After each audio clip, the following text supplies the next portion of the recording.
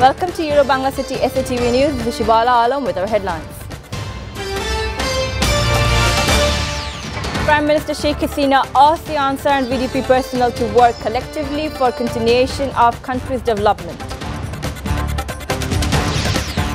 The Election Commission will start distributing special NID cards to heroic freedom fighters of the country from February 13. Malaysian Immigration Police arrested former Bangladesh High Commissioner M. Khairuzzzaman today, has been living as refugee for more than a decade.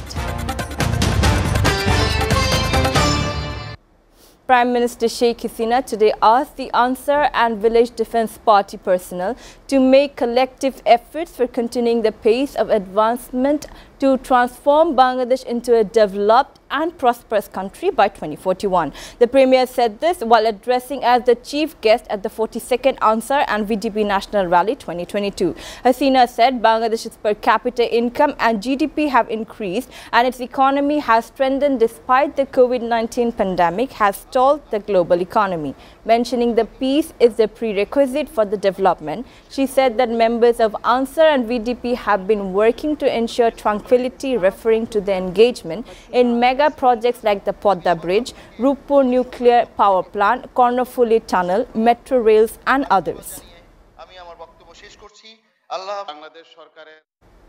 The Election Commission will start distributing high-quality national identity cards or smart cards to heroic freedom fighters of the country from February 13. Squadron leader Qazi Ashikuzzaman, Deputy Director of the Smart Card Project, made the announcement today. According to EC officials, the smart card will have the words Bir Mukti Juddha. President Abdul Hamid, Chief Election Commissioner KM Nurul Huda, Commissioner Mahbub Talukdar and Liberation War Affairs Minister AKM Muzammil Haq will receive the special NID cards as freedom fighters in an inaugural day. Over 1.83 lakh gadget freedom fighters will receive their cards in phases. Malaysian Immigration Police arrested former Bangladesh High Commissioner to the country, M. Khairuzzzaman, from his residence at Ampang area in Kuala Lumpur on Wednesday morning. Khairuzzzaman was an accused in the 1975 jail killing case. A trial court acquitted him of the charge in 2004. After the acquittal, he was appointed as ambassador to Myanmar and served there from September 2005 to August 2007. Later, he was made High Commissioner to Malaysia. After taking over the power in early 2009, the Army government ordered him to come back home, but assuming risk upon his return, Khairuzzzaman obtained the UN refugee card in Kuala Lumpur and continued to stay there.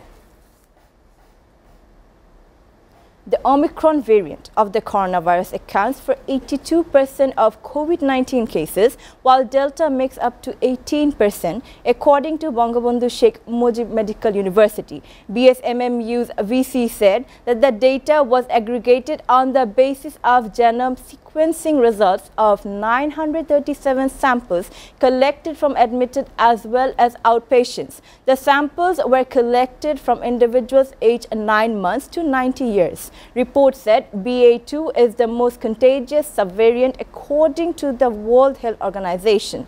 The Omicron variant has more spike protein mutations than Delta. Meanwhile, another 41 people died of corona infection in the last 24 hours. U.S. Secretary of State Antony J. Blinken has invited Foreign Minister Dr. A.K. Abdul Momen to visit Washington, D.C. to mark the 50th year of bilateral ties that began with the emergence of independent Bangladesh half a century ago. Momen said that the U.S. Department of State conveyed the invitation to Bangladesh's Washington mission in a message, while Blinken himself expressed his willingness for the person-in meeting. Then the U.S. administration recognized Bangladesh on April 4, 1972, as Dhaka emerged as the free capital of the newborn country after a 9-month liberation war against Pakistan amid a complicated global politics.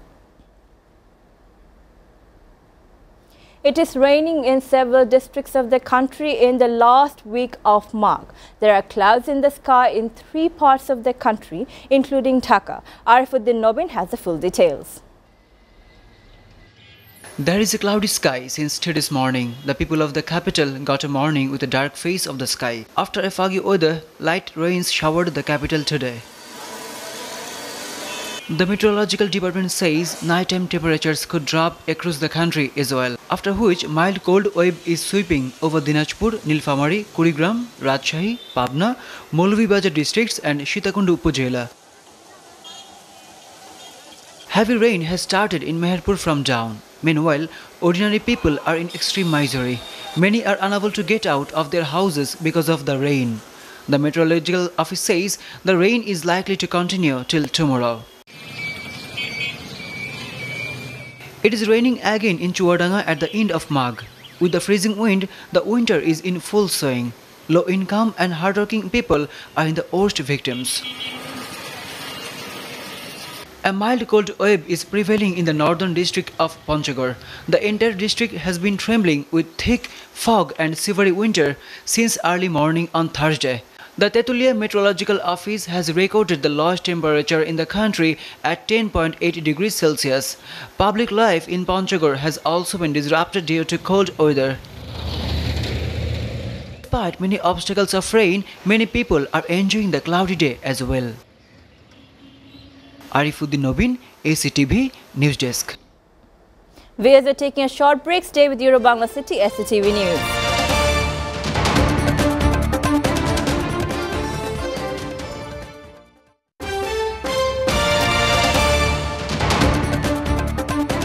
Welcome back. You're watching Bangla City SATV News. Now let's take a look at what's going on in the world. An Indian state has shut high schools and colleges for 3 days after a row over Muslim women wearing headscarves in the classroom that has gained international attention. On Wednesday, a judge at the state's High Court referred petitions challenging that to ban the larger panel. Protests have now spread across the country. Hundreds of people demonstrated against the ban in Kolkata, Chennai and Hyderabad. The Pakistani government summoned the Indian ambassador to formally convey its concern. The decision to close the school and colleges in the southern Indian state came after protests by 6 teenage students at the government-run college over wearing hijabs spread to other colleges. Russia and Belarus have started 10 days of joint military drills amid ongoing fears of a Russian invasion of Ukraine. Belarus is a close ally of Russia and a long border with Ukraine. The US has called the drills believed to be Russia's biggest deployment to Belarus since the Cold War an escalatory move. Ukraine says that they amount to psychological pressure. Russia has repeatedly denied any plans to invade Ukraine despite amassing more than 100,000 troops at the border. But the US and other Western countries have warned that the attack could come at any time. Russia's EU ambassador, however, said that his country still believes diplomacy could help de-escalate the crisis over Ukraine. The Korean peninsula could be plunged instantly into crisis if North Korea resumed testing of nuclear missiles. South Korean President Moon Jae-in said on Thursday, calling for dialogue and diplomacy to prevent that from happening. January was a record month for North Korean missile testing, with leader Kim Jong-un hinting he could order new nuclear tests on intercontinental ballistic missile launches for the first time since 2017. Moon admitted he appears to have run out of time, saying it is unlikely a last-minute summit with Kim or the adaptation of his proposal for a declaration ending the Korean War will happen before he leaves office in May after a 5-year term. Mexico's populist nationalist leader has engaged in periodic quarrels with Spain. The relations reached a new low on Wednesday after the President Andrés Manuel López Obrador said that the two countries' relations should be put on pause. López Obrador made it sound sort of like a timeout for Spain, a country he had previously asked to apologize for the brutality of the 1521 conquest of Mexico and centuries of colonial rule. Meanwhile, Obrador have been accused of using the 5-century-old issue to distract attention. The two nations expect some time between them in order to fix issues ongoing between them.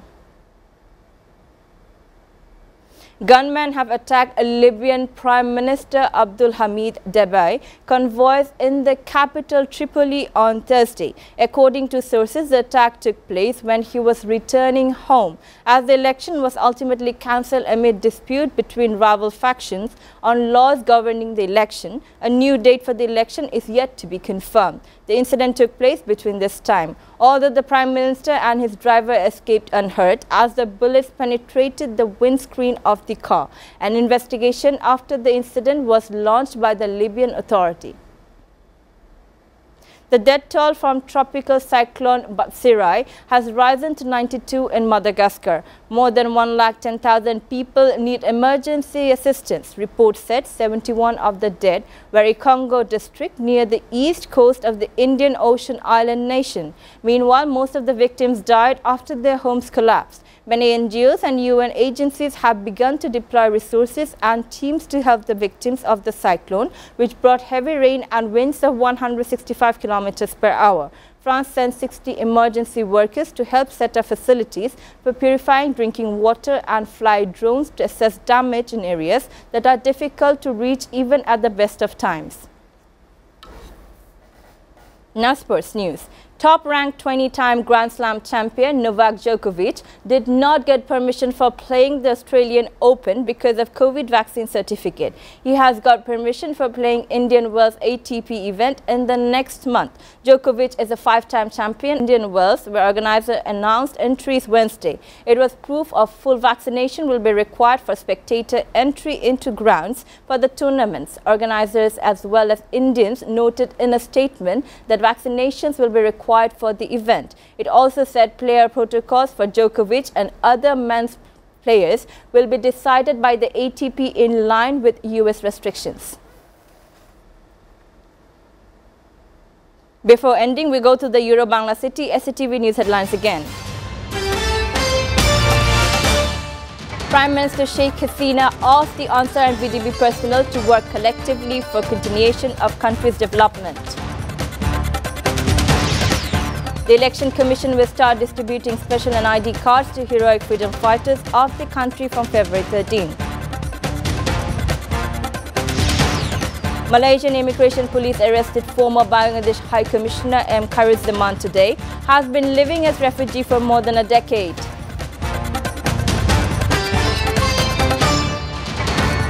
We are up to date so far here on Euro-Bangla City SATV News, and to know the latest news visit www.satv.tv. Stay with SATV.